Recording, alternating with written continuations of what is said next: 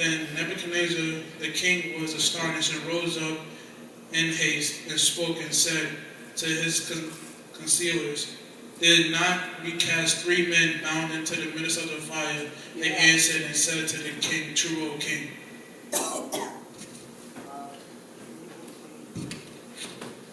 A little backstory about Ip Man, because it's a foreign-made film.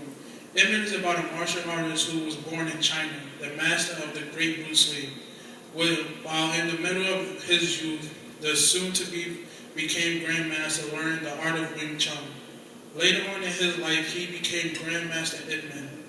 In the process of becoming Grandmaster, he had to undergo many different trainings to prove himself worthy to get the title Grandmaster. The whole point of the movie is to show how far you will go to prove yourself and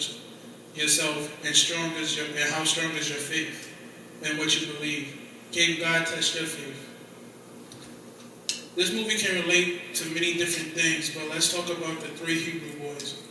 Much like Grandmaster Ip Man, they also had to prove themselves. They also had their faith tested. They had battles they had to go through, but they also had to train and prepare. Not physical preparation, but spiritual preparation. Yeah. I don't think God would send us into a battle without training us first.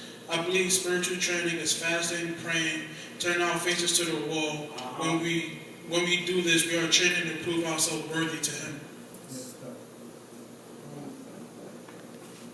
So pretty much, if God's sending you through a battle or a test to test your faith, is not necessarily a test of the enemy. It's just God saying, "How far would you go to prove yourself to me?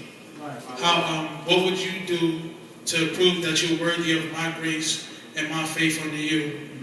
Are you worthy for me to wake you up the next day? Are you worthy for me to cast my breath of life into you? Are you worthy to wake up with the apparition of all your limbs?"